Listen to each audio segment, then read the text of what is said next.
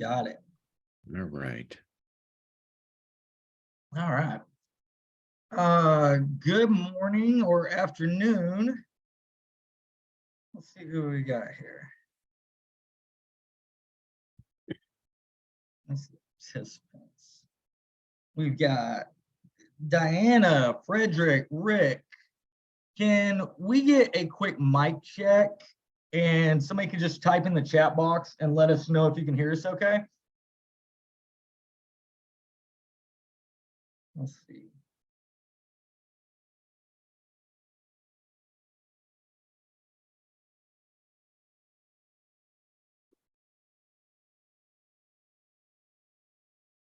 Can anybody hear us? Can you hear me, Eric? Yeah, I can hear you.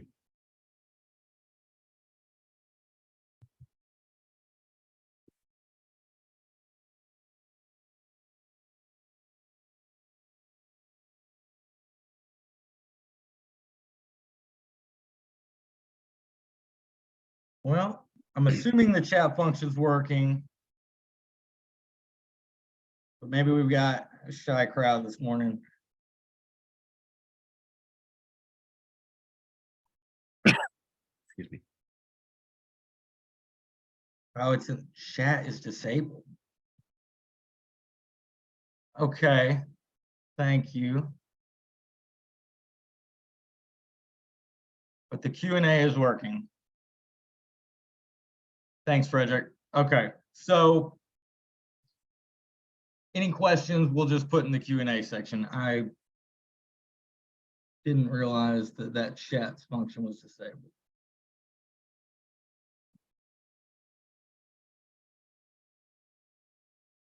Okay. Eric, if you're ready to get started, for those who are already here, I appreciate everybody's attendance. Really, our goal today is just to answer any questions, go over a few points, but if you're looking to make an exit in 2023, like we want to help get you prepared, and this feedback is really helpful for our process. So like, don't hold anything back, just send any questions that you have and we will get them answered. Rick, Frederick, Dan, Doug. Okay. I guess if we can go ahead and get started, and we'll just take it slow, and anybody that's filtering in, we can catch them up. Cool. Well, welcome everyone. My name is Eric Grafstrom. I'm in Austin, Texas right now, and I'm the founder and CEO of ExitGuide. And we'll talk a little bit about just kind of the overall market, but then we're going to dive right into what I think are, a couple of the questions and topics that I see from small business owners like yourselves that,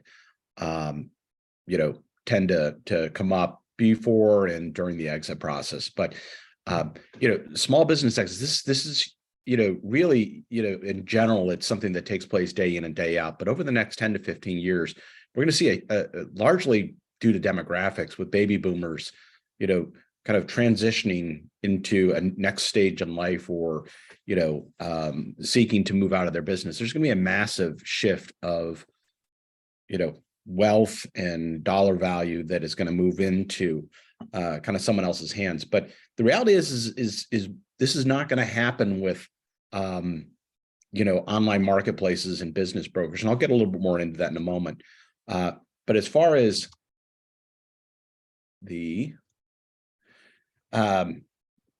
what we're going to cover today, we'll talk a little bit about the marketplace. I want to cover, really everybody here has gone through the free assessment. I want to talk about how that's calculated and some questions that you may have, steps you can take to prepare yourself for this exit process.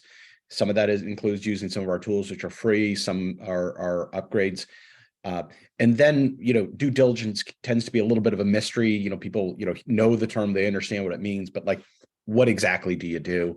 And then throw questions in. Like, this isn't formal. There are no dumb questions. I like to believe personally that part of my career has been successful because, I'm not afraid to ask what may be dumb questions. So there are no dumb questions. Like, we're here, right? And I want to make one thing clear up front. you've all run businesses, but the fact that you've never exited a business is completely and totally normal. So that's okay. So if your questions, you may feel like they sound really super basic, that's okay. Everybody on this call has never done this before. So when you talk about small businesses in the US, and this is kind of something that I discovered a couple of years ago. I'm an entrepreneur. I've been through 20 plus startups in my career and have exited a number of them, whether it's in some cases a successful exit, everybody's happy. Sometimes that's been selling the assets and winding it down and dissolving the entity. And then in other cases, it's been, hey, look, let's try to kind of improve the valuation so that we can exit it at a later date. And all of these things are different pathways. But when you look at small businesses in North America, most of them are worth less than $3 million. And the impact that has is that, when you go online to say form an entity, and I a lot of times use LegalZoom as a comparative, but when you look at it, starting a retail business or maybe a service-based business, you can go onto websites like LegalZoom, Rocket Lawyer, Zen Business. You can learn whether you want to be an LLC, a C Corp, or an S Corp, and you can do most of that process online without any assistance. And if you need help from say a paralegal or an attorney, you can get that virtually. It's big business, right? There's nothing similar at the other end of the life cycle, which says, okay, you're ready to exit. And it's this weird market where you have lots of small business owners that, really don't necessarily know where to start and what to do. But the reality is when you kind of look at all these businesses that are worth less than $3 million, that means they're too small to attract a business broker. Business brokers have their value, but they tend to focus on things just like a residential real estate broker. They tend to focus on things that are higher value because they're charging a commission. So they tend to focus on businesses that are worth more than $5 million. Listing websites like Biz Buy Sell, they have their place in the market. I'm not trying to disparage them, but if you're running a hyper local business, the fact that someone might be hundreds, if not thousands of miles away is looking at your business, the odds of that person actually, practically speaking, really having an interest in buying it, it's minimal. So most businesses are going to be sold to somebody probably within a 20 to 30 mile radius of where the business is. A big portion of the market are actually people who know who the buyer is. It's going to be an employee, a business partner, or maybe somebody in the family or in the local community. And, trying to pay somebody to help them go find a buyer is just simply, not valuable. There's no interest. And then the other part of this is our data shows that most people who are seeking to exit their business, they're looking for help with where to start, what to do. Trying to tell them that, here, go list this on a website or go do these things is often, step 4 or 5 in a process where no one has explained steps 1, 2, 3, and 4 to them. And that's what ExitGuide is for. So, we've been around for a little over 2 years. Our mission really is to help owners like you build a plan, take action on that plan, and do that, without having to, enlist a business broker or expensive fees. Lawyers, CPAs, business brokers, they all have their value in this, but there's a lot of legwork that you can do up front using our free tools or some of our very, cost-effective online services that can get you prepared, that we believe and we hope will save you hundreds, if not thousands of dollars before you decide to engage them, if you need them. So let me get into it, but that's a little bit of context. Think of ExitGuide as an online platform that helps you get educated, understand your options, understand the process. You can do all this for free. And, what I believe is the more confident you are about things that you should do versus things you don't have to do or things that you don't want to do, the more confident you're going to be as you move through the process. And to add to that, there is the online platform, but there's also real people answering questions. And I know that's almost like a lost art today, just having someone that will actually read your emails and respond to them. We're doing that. So, anytime you see anything from us or just have any questions, you've got that option. You actually have people in your back pocket that you can reach out to, because you're helping us with our mission. We're still trying to really figure out how to help everybody. And when I met Eric, I was actually in the middle of an exit. I just wrapped up. I did a lot of things wrong. I was using a marketplace. I spent over $17,000 just to close that with almost no help. But it was an online business, so it was an online marketplace. But I felt very disconnected from the process, and we're really trying to get away from that here. So just know that, like, there's Eric at ExitGuide.com. You can reach out anytime. Yep, please do. We love seeing replies. Yep. Okay, so let's talk a little bit about small business valuations. So at a very, very macro level, how are businesses valued? Well, many of you probably have mutual funds or stocks or some way of participating in the public marketplace. And, that's one way to value a company, and that, people will determine based on financial data whether they want to buy shares in that entity. As you kind of start to move down in terms of size of companies, another process is called discounted cash flow. And typically this is for a business that's worth at least $5 to $10 million. There's probably more substantive financial statements. And generally speaking, it's really difficult to automate that process because there's nuances and details in the business, categorization, things like that. It's a service that we could potentially provide, but it would be literally handing off Excel files to a financial analyst to then go perform that valuation. What we use is very common for what are known as Main Street businesses, and that's sellers' discretionary earnings. There's a cool little graphic here. Hopefully it comes through. And this is what you receive when you went through our free assessment. And what we're looking at really is, profitability of the business, some discretionary expenses, and that comes up with what's known as the SDE, the seller's discretionary earnings. And I'll talk a little bit about discretionary earnings in a moment, and then we apply a multiple to it. So let me talk about both of these things. But at the end of the day, what a buyer is looking at is how much he or she will be able to, quote, take out of the business. So most small business owners, understandably, legally, maximize for cash flow, meaning you may have discretionary expenses then there's such as a car lease. Perhaps you have a relative or a spouse or a family member that is on the payroll, and maybe they're working very part-time.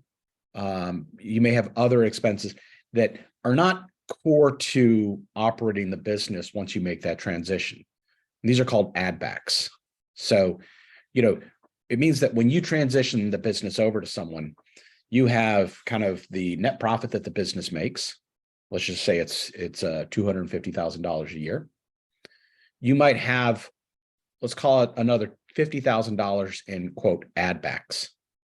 And those are things like I mentioned. It could be a car lease. It could be someone on the payroll. It could be memberships.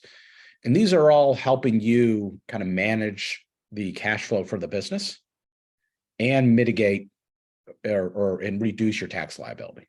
Completely and totally legit. We then add those two things together, so the profit and the add backs, and that gets us to our seller's discretionary earnings.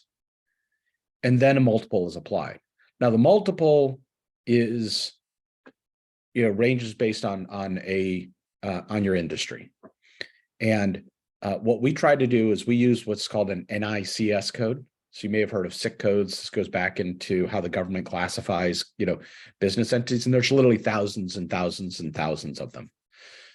So part of the reason that you get a range for your estimated valuation is because we're trying to use the right multiple, but we deal with thousands and thousands of businesses. So, factors such as geography and, the difference between a bakery versus a sandwich shop deli versus a patisserie, and then you layer in the other factors. It's very hard for anyone, not just ExitGuide, but for anyone to come up with the exact multiple for your business. So there is some subjectivity to it. So what we're trying to do, though, is we're trying to kind of say, okay, let's try to get, what is the true profitability of the business, and that is what a buyer is going to look at, and that's what has been used to calculate the valuation. Now, in most cases, this is what you're going to use as a kind of a starting point for any type of negotiation. So moving on, steps you can take to prepare. And a lot of this has to do with financials, right? So, I was speaking with a gentleman who owns a auto service center in Chicago. He's been in business for 35 years, and we were speaking last week. And this is one of these things, as the founder of ExitGuide, it makes me feel good. He booked a coaching call. We were on in the first, 3 minutes. He was explaining the steps that he had taken based on reading our information. And he said, I've taken, working with my bookkeeper, we've separated all the personal expenses from the business expenses. So if you're thinking about exiting, whether you're, thinking about, right now, or you're thinking about down the road, one of the first things that you need to do is go through, and if you have personal expenses, that gets back to the discretionary expenses. Let's get that cleaned up. Now, we're not going to necessarily do that for you. Certainly recommend engaging an accountant or a CPA, especially if this is somebody who might know your business already, and just kind of, breaking those two things apart. And that way we can get a true financial snapshot of your business, so that when you hand some financial statements over to a potential buyer, they've got a clean look at your business. Now, the other thing is you may have done this a long time ago and you have to hunt it down, but these are formation documents. Now, if you're a sole proprietor and you didn't form any type of entity, an LLC or an S Corp or anything, you don't have to worry about this. If you did, at some point, when you get to finalizing the transaction and trying to go close the deal, you're going to need these documents. So when someone moves into the due diligence process, which I'm going to talk about in a moment, they're going to need these documents to say that ABC company is now being assigned and acquired by, going from Susan to Joseph. And so, knowing the date, the type of entity, the state in which it was formed is going to be important. And you're going to need those documents. Another thing is, a lot of times small business owners tend to operate and they know their business and it's all up here. It's totally cool. But if somebody is coming in and they want to understand your business, providing them some documentation, just even in things, and I hear this a lot on coaching sessions, people say, well, it's pretty straightforward. I'm like, it is to you, right? But, right. It doesn't take long for you to put together a document. And even if it is super easy, you're giving that potential buyer the confidence that you know your business and you've talked about everything from workflows to maybe, how you handle certain customers, how you process payments in certain transactions and invoicing. Just start to document, these processes, so that if someone were to come in, and let's just say that day closes and you go away. We're not going to say you get hit by a bus, because that's a terrible thing. But like the day it closes, you go on a 6-month vacation. Could they reference something to kind of say, wait a minute, this particular customer, this particular vendor, or this particular piece of software, like how does it work? What are the things I need to know? Is this employee, generally late on Mondays for some reason? Get that stuff down, right? Don't worry about whether it's right or wrong. Just kind of start to document it in a place. And when you move into the due diligence process, the fact that you actually had that prepared is going to help show that you've got a business that is ready for a transition. That's a good point. This was where we struggled, because we had no documentation about operations or customer service. So we just started shooting videos and just worked off a checklist, and it completely pushed through so much faster, like weeks faster, because we had that. And that was kind of the holdup. Nobody felt like they really understood it well enough to take over. And by just having 10 questions, we were able to knock it down. Speaking of questions, can you see the Q&A? Rick, I know you asked this right before we start. I want to make sure that the response on the add backs and where we do the multiplier, like did that cover your question, or do we need to dig deeper into that?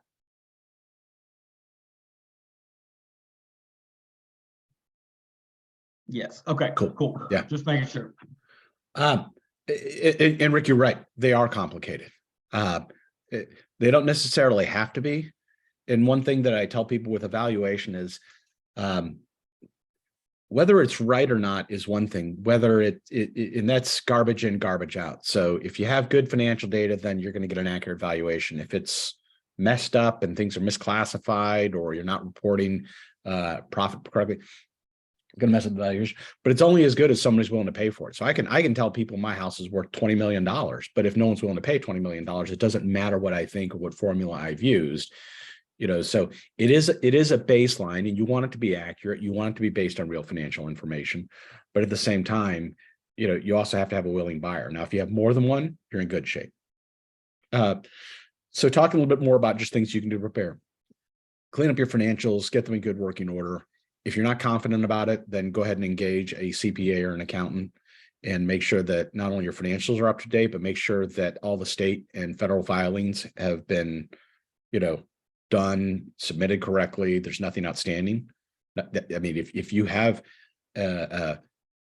if you're not compliant on the tax side, or you've got, fees or anything else owed, that's going to block a transaction from closing. So, better to know now versus at the time of closing. Get your formation documents, document your process, and then get advice. A lot of small business owners talk to other business owners, and that's great. But talk to somebody who has successfully exited. Now, whether they've been in the same industry as you, whether they're going to have the same experience, it's fine. We offer coaching services, and these are folks like myself who've been involved in a number of transactions, as well as small business coaches. And we're not trying to achieve any particular outcome. So when I started ExitGuide, I was very adamant about this. A broker is there to get a deal done, and he or she will be paid when the transaction closes. Typically, that's in the 12 to 15% range, and there may be some type of retainer or monthly fee, and it all makes sense. But their job is to get the transaction closed. Our coaches are there to simply provide advice, and some of that advice is, I don't even know what to do. I don't know where to start. Like, what should I do? Should I set, like, I've got an offer from an employee, seems a little bit low, but I'm nervous about potentially finding a buyer. That's okay. That's what we're here for. Getting advice from, especially on taxes, go to your CPA, go to somebody who understands both your personal and your business situation, and can provide the right level of guidance and advice as to, how you should treat this transaction. So the last one here, and I know there's a couple other questions coming in.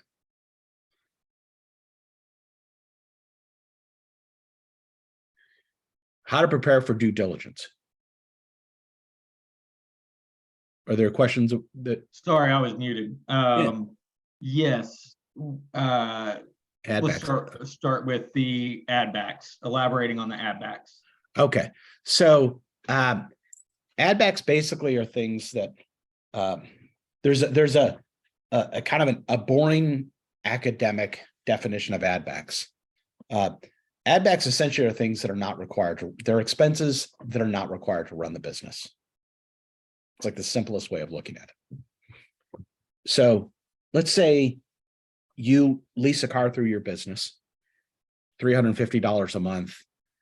You're largely using it for maybe 10%, 20% business, maybe another 80% is personal, or some combination like that. Doesn't matter.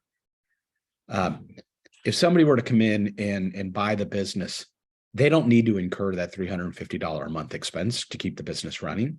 They may choose to, and based on the advice they get from their CPA, it's completely and totally legitimate to lease that car through the business, but it's not required. So the reason it's called an add back is at the time when we look at the profitability, and back to our example earlier, which I think I said $100,000 a year. I think that's wrong actually, but anyway, let's just say net profit is $100,000 per year. You might take the $350 a month car payment, $150 a month gym membership, and then one or two other things, and add them back,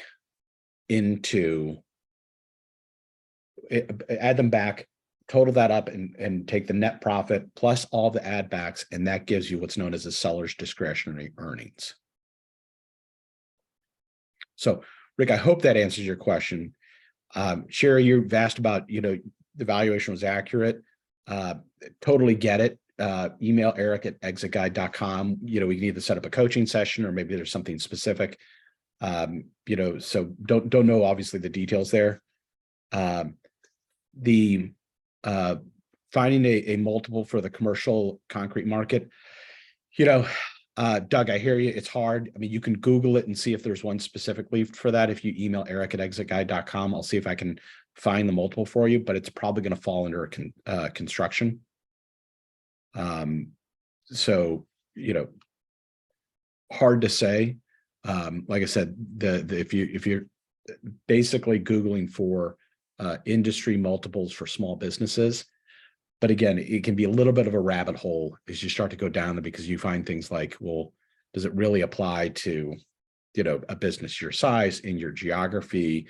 What's the definition of commercial concrete and residential concrete? So there tend to be a lot of nuances there. So I hope I'm not dodging your question there. It can be a little bit difficult to kind of make sure that you've got it on a case-by-case basis. You want to be close enough. If it's in commercial construction, the odds are that commercial construction relative to commercial and residential concrete, it's not like you're going to go from a multiple of 2.5 to 6.5.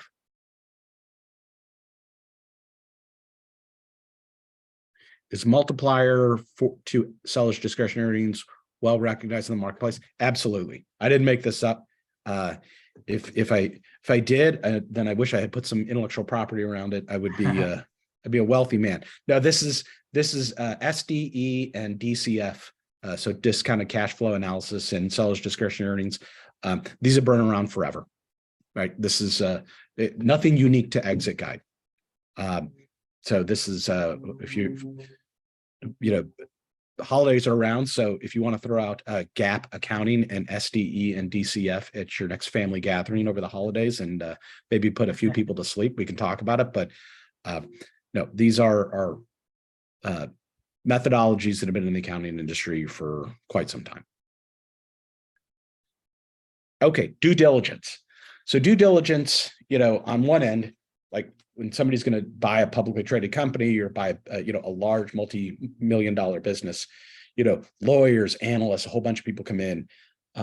It's really just explaining a process where somebody is just coming through and reviewing information and checking for accuracy. It may provide a lot more detail so they can get information. I'm not going to tell you, no, don't stress about it, because it's nerve-wracking. It's like selling your house and someone's walking through and, are they going to ask about this? Are they going to ask about the crack in that wall? And most of these things, have very reasonable expectations. So if somebody's a buyer, they are expecting that there's going to be things that they're going to learn throughout the process. And again, this gets back to, if you've prepared yourself by kind of getting some support and making sure your financials are cleaned up and accurate, if you've documented your processes and you've done some of the things that you can do to get prepared, you can be a lot more confident coming into the due diligence process. So everything's going to come down to the finances. People want to know probably right out of the gate, do you handle the books or do you have a professional that's handle the books? If you've handled them and you can say, I've managed the books for the past 5 years, but I have a CPA that files our tax returns and does an audit on our financial statements, that's great. Back to what expenses are discretionary, right? So, if they're in your head, let's get them down, let's get them categorized or, tagged in QuickBooks or whatever accounting software that you use, so that someone can know and they say, okay, well, how much of this, are expenses that are not required to run the business. And if you can hand them a sheet of paper or a quick list and they can total what that is on a quarterly or annualized basis, boom, questions answered right out of the gate. Revenue. So, people want to know about your customers. Now, whether they should talk to your customers or not, I do get asked that case by case basis. I don't want to give a general answer here, but your customers well. And what you want to be able to speak to is, why do people buy from you? Why do they not buy from you? And this isn't a critique or someone trying to break down your business in a negative way, but what they want to know is that they can ensure that the revenue line not only, stays consistent, they don't want to make mistakes, but then they want to know, what have you tried that worked and didn't work to increase revenue? Maybe you're comfortable with digital marketing and that Facebook ads work really well, but mailers don't. great thing to be able to explain to somebody. When did you try it? What were the results? The more detail you can provide, the better. But even if it's just simply being prepared to talk about things you've done to increase the revenue for the business or the profitability of the business, the better. Because anyone's going to look at this and they're going to come in, they're going to say, okay, if this business is doing, $800,000 a year in revenue, what are the things that I can do to get it to $1 million? So, most of our customers, have anywhere from 2 to 9 employees. And some of these employees are what you might refer to as key employees. So employee retention becomes incredibly important. We have some articles on our website that talk a little bit about how to communicate to employees during, when you're looking at selling your business, in what someone is going to want to know when they come in to buy the business is, okay, well, who do I really need to make sure I take care of? What is it that's important to them? How long have they been here? What are their responsibilities? How will they react to this news? And oftentimes, what happens, is there's always this kind of closing at, when just like it with a house, right? There's a closing and you move on, but there's oftentimes a separate agreement, which basically is some type of contract or agreement, which you as the seller will agree to stay on for some period of time. And these are all structured differently. So there isn't like a one way, but what someone is looking for is, hey, after closing, you'll commit to X hours per week, per month. Maybe there's some type of fee that you're charging. Maybe that's baked into the deal. And what it is that you're going to help with. You don't need to make this a 15-page agreement, but I, as the buyer coming in, if I want to know, that you're going to be around, say, for 30, 60, 90 days. One, I need your help, but I don't want you overshadowing me. I need to start to be able to operate this business on my own. So that's why you want to get this down on paper as to what you will be doing and what you will not be doing, and give the new owner some space so that they can take over the business, which there's emotion with that. It's okay to recognize that. But also that as questions come up, challenges with this customer, maybe it's a particular supplier, maybe it's passwords. I mean, just like somebody wants to know that you're going to be there to make sure that the business continues to run smoothly. And I'm actually in the middle of that right now. I'm in a 30-day window where they can ask me anything, but I was very careful to make sure that this information was all documented. 30 days was part of the agreement. I didn't charge anything extra for that, but what I was talking about earlier, where I put all the operational steps into little videos and customer service documents, we also sent an email out to all of our customers, like a very well crafted email to explain the transition. And then we had another agreement. If any customers jumped ship, we had a small, refund policy set aside. But that document that I created, like I haven't heard from them since the first week, and now I've got 1 week left, but that made it so much smoother, because that's what they're really worried about is I'm gonna not know where something is. I'm gonna not be able to retain these customers. So, it's just being, a good person in caring about your customers and putting them in the right hands. Like, you'll want to do these steps to make sure it goes smooth. But you don't have to overthink it. It'll go well as long as you just kind of put a few steps in place. Yeah. And I have a checklist that I'm happy if you email Eric at ExitGuide, Yes. and just in the subject line, just put, due diligence checklist. I'll be happy to send you. It's just a list of things that you can anticipate a buyer may ask. I'll give my wife a shout out here. We've moved several times, and one of the things she's been great about is, we've probably moved, 12 times. It's amazing. We've been married almost 30 years. But she will always put together a binder about the house. So paperwork on hot water heaters, the HVAC system, who are the service providers that have come to the house to take care of, the yard and these other things. And, it's some work, but it's not a ton of work relative to the value that it has. And you know, every time we've moved, people are just like, oh my gosh, we were so glad we were able to find, contact the plumber who installed that, one thing in the house that, we had a question about, and he was able to come out and he knew exactly where everything was, didn't have to start digging through the house. So that's what you're doing when you prepare for due diligence, is you're trying to kind of get everything together so you've got that packet.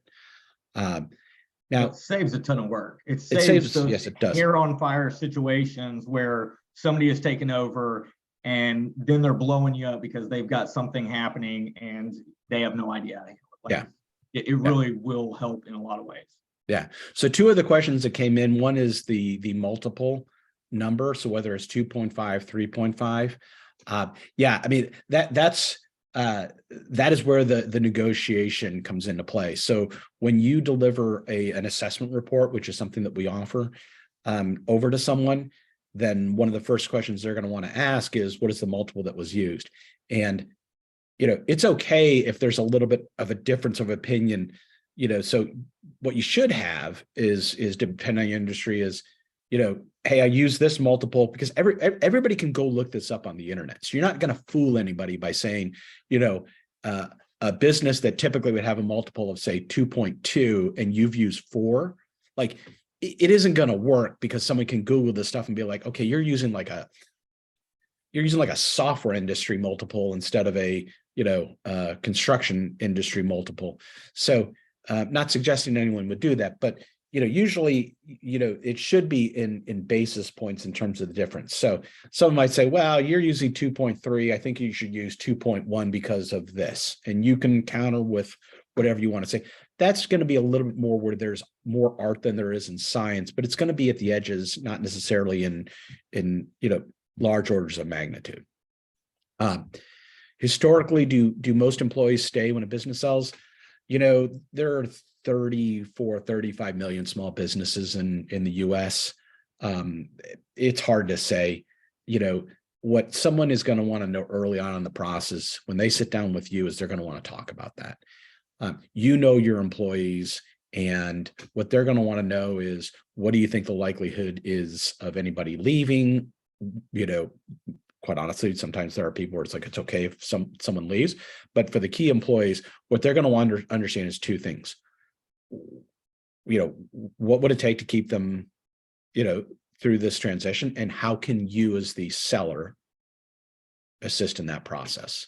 And it may be as simple as a quality conversation in preparing. So, there isn't a universal answer, because, I spoke with, I mentioned this gentleman who we did a coaching session with last week in Chicago. I asked him that same question. He said, well, unfortunately, his key employees, they had already agreed that gentleman would retire at the end of 2023.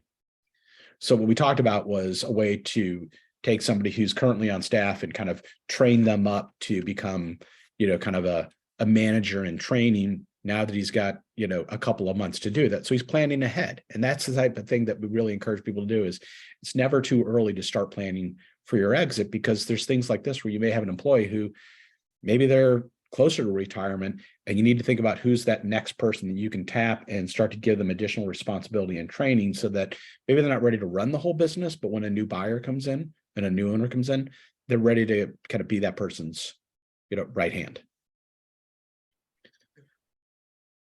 Okay, toward the end here, I should do a better job of promoting this, but if you go to the resource section of our website, there are close to 100 articles and videos about anything and everything related to an exit. When you log into your account, there's also an ebook there. We've spent a lot of time putting together all this information and resources. I get that it can be a little bit overwhelming. Some of it is relatively basic. Some of it is actually, and one of the things I did was work with somebody who has a degree in psychology and is a licensed therapist to talk about the emotions of this transition. Selling and exiting a business is just as complicated and stressful as a move, getting married, a major remodel, like, a new job. These are life events. This is something you've invested in. So the topics are everything from, getting definitions that you can look up when you kind of say, okay, what's an add back again? You can go onto our site, you can get a definition and examples to, how do I approach my business partner and explain to her that, I'm thinking about exiting the business and would like for him or her to potentially buy me out. So we make a lot of this available to you for free. If you log into your portal, you'll have access to the ebook as well as some additional information. We have guides back there that are not on the public facing website. Just go to the resource section when you've logged into your account, or you can go to the resource section of the website. There's plenty of information there. When you're ready to take action, because what we want to do is we want to give you a free and easy way to start this process. And maybe you can do most of this on your own. That's awesome. I've had a couple of people email me and tell me that, we were able to, get them to the point where they actually were able to exit their business and they didn't pay for anything. And that's fine. But what we find is that there's really three key areas where people need help. One is a sell sheet. And this is really, it's a marketing document, and it's a way for you to potentially, or it's a way for you as the seller and the business owner to present your business to potential buyers. So we get this question all the time, which is, okay, I want to reach out to these 2, 3, 4, 5 people. What do I send them? And you can certainly send them an email if you know them well, but, for a couple of bucks, putting the sell sheet together, basically what it does, it has your colors, your logos, it has your kind of top level financial information that you provided in the assessment, as well as some other information about the business. And it's a professional foot forward. Like there's a saying, businesses aren't bought, they are sold. So let's sell the business. And again, using a website like a Biz Buy Sell has its place, but if your buyer is local, it doesn't really matter if somebody is in Tulsa, Oklahoma, looking at a business in Seattle. It's just that, what you want is you want to be able to deliver something to a local buyer that shows well. The assessment report generally is kind of a second step. It's for somebody who says, okay, I'm super interested in buying the business. Can you give me a little bit more detail, about, this valuation of $385,000? And that's what the assessment report will do. So it's going to give somebody a kind of the background of the methodology used. Here's the financial information, and it's also going to include some information about the business. They are separate. Some people, especially, the over 50% who already know who their buyer is, they don't need to sell it. They need to explain it. So the assessment report is good for that.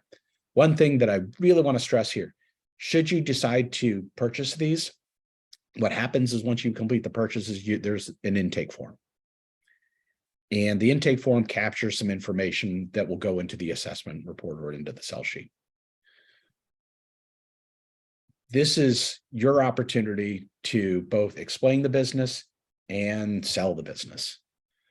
One sentences in sections about, explain, the history of the business, or, explain the kind of the financials. It's not going to help your cause, and I can't fill it in because I can't make stuff up. So, the more information you put in there, the better.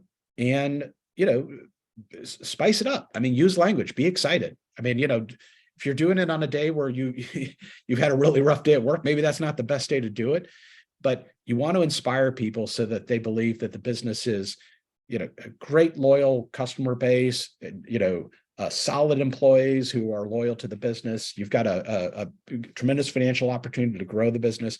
So when you fill these out, take the time to include that information, as well as give us your logo, take some pictures of your business. This allows us to kind of package something up that is, customized and really presents the business very well. And then coaching. Coaching, again, we don't have an agenda. We're not trying to tell you that you've got to sell your business or sell it to a certain person in a certain way or by a certain date. Our job is to answer your questions. We begin every coaching session, which is, this is your time. We can talk a little bit about the process, but what are your most burning questions that you have? And, usually as we start to progress through that conversation, more conversations come up. People say, okay, now that you just explained it to me, I have another question here. All right. And to the sell sheet, what it did for me was helped me get really organized. I dialed it in a few times, but like this was kind of, I knew I needed this because I knew that, essentially it's like a real estate listing. Like tell somebody about your house, but people are used to seeing the information and they need that information. Well, it was a struggle for me, like gathering all these pieces, and this gave me a step to get it organized. So if you're struggling with that, this sell sheet serves that dual purpose. Once you see it all together, it paints a good picture for you as well as the buyer. And you can see samples of the sell sheet and assessment report when you log into your account. We do not do free consulting. Like you, we have a business to run. So we'll do these sessions, these group sessions, email, of course, just anything that you want to ask, you can definitely unload on us here. Yeah. So we're happy to do these. We don't do free one-on-one coaching sessions. It's $149. I've yet to find anyone who's not come away from any of those wildly enthusiastic about the value that they've gotten from it. It's cheaper than a lawyer. We're very pragmatic, and we get into, questions specific to your business. Now, these are all a la carte. We bundle these together in what we refer to as our guided exit, and that's $249. Is there a limit to any coaching sessions? No. I mean, I've had some people do a coaching session and then come back 2 or 3 months later when they've made progress and they buy another one.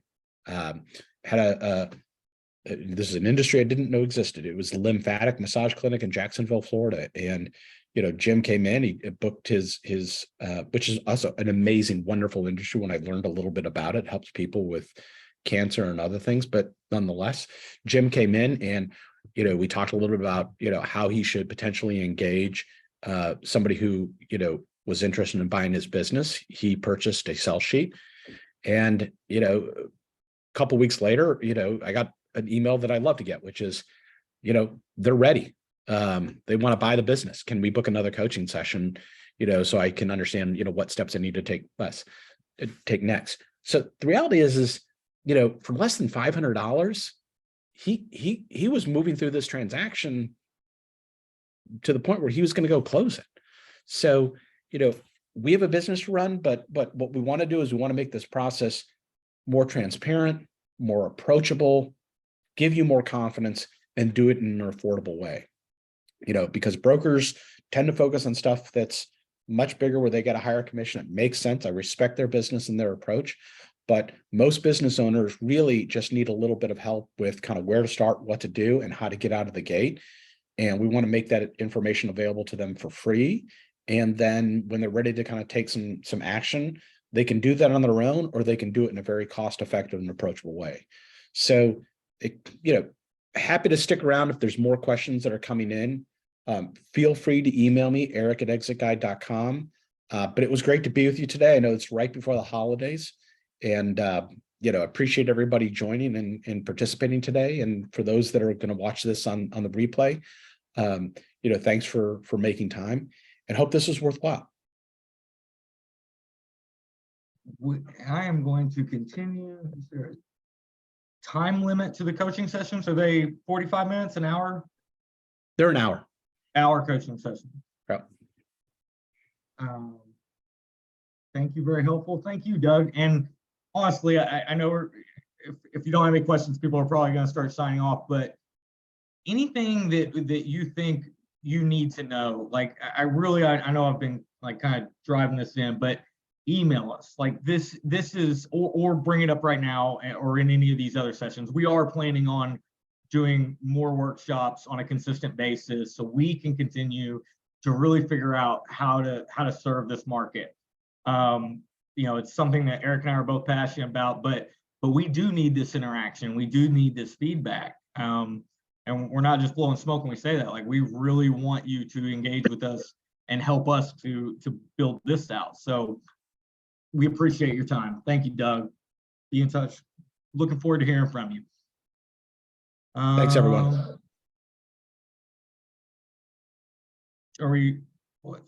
Thanks. Okay. Let's see. I'm just sticking off. There's a few more questions. Yeah. I'll hang here. That was really great, Eric. Like, it was kind of making me think about the process and like some of the time I spent with a broker and the investment that I made and like the level of interaction that I got, which was essentially non-existent, because I went into like a one size fits all bucket. And I didn't believe, and it turned out like we ended up doing so much of it on our own after I met you, that there was, how many of your customers successfully sell versus fall through? Successfully, we've kind of just rolled out a lot of the coaching. A lot of this has been a free platform for so long. Like, I don't know that there's a fall through process. Yeah, we don't know. Fall through number. We just kind of rolled out the coaching fairly over the last year, and many successful sales, but many people are still working through that process. And it's not so much a fail. It's there's people still in the process. Let me talk to that in terms of just when I started ExitGuide. 85% of small business owners have no documented plan related to exiting their business, which is staggering when you think about, but what the other stat, which is true, 100% eventually have to exit. I mean, everyone does. So, when I started this, what I was very adamant about was I believed in the data that we've gathered over the past 2+ years supports this, which is about 50% will sell to someone they know, employee, business partner, family member, but the other 50%, they still have to exit. And that may mean different things. Some will successfully find a buyer, some will need to sell the assets and dissolve. Some will just simply need to wind down and dissolve the company. And some will need to kind of wait it out and work to improve their valuation over a period of time. And their exit may take longer than they had hoped, but to successfully exit, at least for a number that they're comfortable with, it might be, 1-2 years out. What I don't want to do is have anyone feel like just because they're not able to successfully sell their business by finding a buyer within a finite period of time that it's failed. You've got life, and life is going to dictate part of when and how you exit your business, and those two hopefully will align. But if they don't, we still, want to make sure that you reach an outcome, and that can mean different things to different people for different businesses. Good question, though. And we were at a point where honestly, we didn't know if we were going to sell. Like, it seemed like things were going in the direction where we just thought the doors were going to close eventually. And it was kind of like when we started, putting together the numbers, and we started to see the value, and we started to get excited about the sales process ourselves by using tools and just putting everything together, where it wasn't just a thought about, we don't like the way this direction's going. How are we going to like talk to somebody about this? Immediately, somebody who is better at marketing, they wanted to come in and help, or they saw the value, and it was a very successful exit. And 6 months before that, we had no idea if that was going to happen. So getting organized and getting the right tools and working with the right people, that'll make the difference.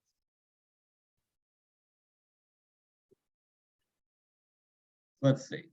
Anybody else? Oh, I got to scroll down this page. You assist in finding a buyer. It's not direct assistance, but it's the process that's going to facilitate that. I mean, yeah. But yeah, it's a challenging task. And eventually, do I think we can create a marketplace? Sure. What we want to do is we want to help you prepare to find a buyer. You're the best person to represent your business. When you look at online marketplaces, less than 15% of those business listings actually convert into a successful transaction. And it's going to cost you at least $600. So, and it gets down to timing and lots of eyeballs and all that other stuff. Like it doesn't matter, right? If you're in Duluth, Minnesota, and someone in Jacksonville, Florida is looking at your business, it's just kind of wasted money in some cases. So for that reason, this is why we want to give people the tools to find a buyer in their local community. So no, we don't. Will we do that down the road? I think if I feel like we can do that successfully while still doing everything else, then yes. Personally speaking, my personal integrity and ethos is that I don't want to sell false hope. And I think that happens all too often on the internet with a lot of things, which is you are goaded into feeling like because of all the flashy marketing that's on a website that, something is going to happen. And then after you part with a couple $100 or a few $1,000s, you find out it didn't. Now, do we email to set up a coaching session? Just log in. There's a calendar feature. So you purchase your coaching session, and then it'll send you to a link, and then you just schedule it. There's just a schedule that's there. It probably is set for, I think the default is 45 minutes, maybe, or 50 minutes. There's something that's a little bit quirky with the Calendly integration. We're not adamant. This is not like a therapy session where at 49.5 minutes you are cut off.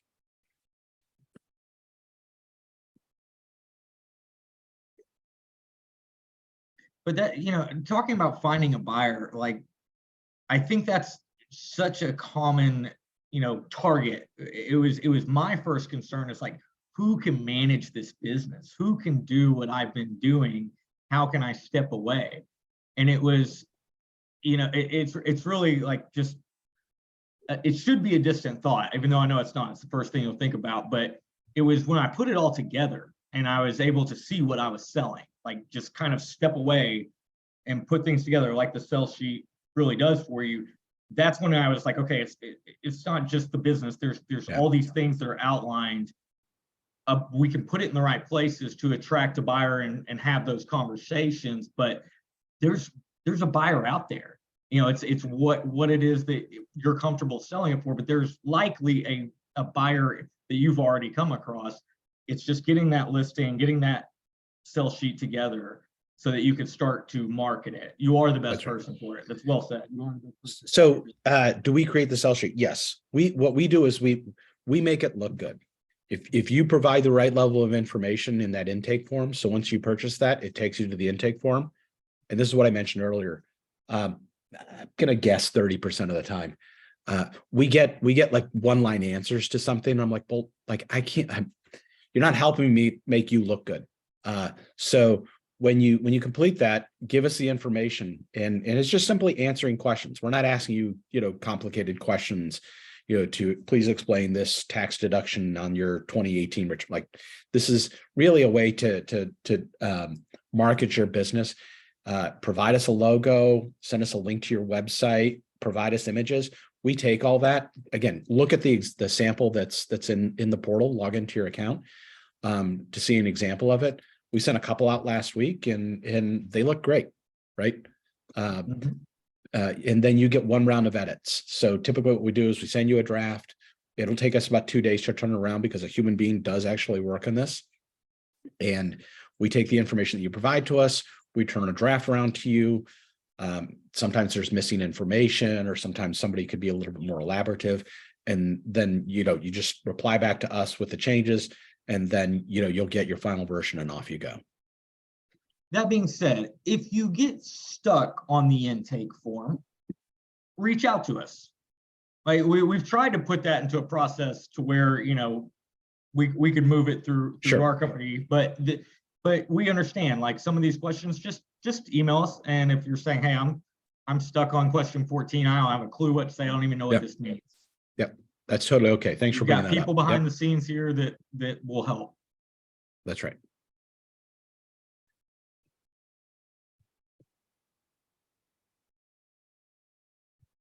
As your winter storm started, I can hear it. I can hear it. It's sleet, which means our whole town is about to go into lockdown. The grocery stores are empty. Yep. I live in that town in the South that it's coming. Yep. Any other questions? We still got 6 people here, or maybe it's 4. If there's any other questions, just let us know. We're happy to help. We're available. Thanks to everyone for joining today. We will be doing more of these. This is a fantastic way. I'm just thrilled to get these questions. They're all excellent. And if you get stuck, email Eric at exitguide.com. either me or someone on the team will get back to you. And, take a look at the resource section. We put a lot of great information in there that can answer questions for you. So over the holidays, if you find some time and want to kind of get, into more detail on, whether it's the process or definitions on financial, it's all there for you. And, we want to give you some confidence and help you feel good about, what steps to take next. What is the website address to schedule? So if once you either purchase a coaching session or the sell sheet, you're going to get an email that's going to have the link to that calendar. And if it's going to be sent to you as soon as you complete that transaction. All right. But if you have any issues, you can also pull that up. Okay. So once you log in here, you click over into coaching. And then once you buy the coaching session, it'll take you to the scheduler. The same is true as if you want to purchase a sell sheet. There's a video explaining it. Here's a sample of what a sell sheet looks like.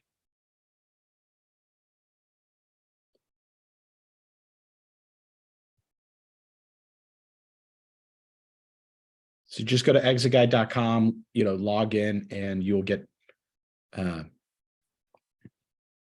hopefully it'll be easy. If it's not, then email me and tell me where it confused you. We need to fix it. Tell us what we need to fix there. Yeah. And I do mean that for the last couple of people that are there.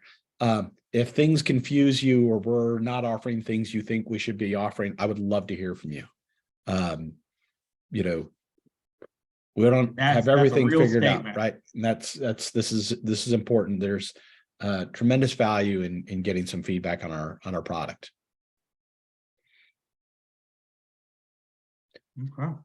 All right. I think we're good. I think we're dwindling down. So if you're good, thanks everybody for coming. Eric, pleasure as always. I'll talk to you soon. Very good. Everybody have a great holiday and a happy new year. And we look forward to hearing from you. Thanks much, everyone. Thanks.